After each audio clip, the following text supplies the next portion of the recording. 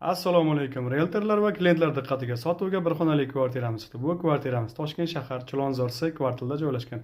Chilonzor metroga 500 metr. Bu xonadonimiz yaqinda remontdan chiqdi. Hozir sizlarga ko'rsatib, obzor qilib chiqamiz. Qani bismillah, ketdik.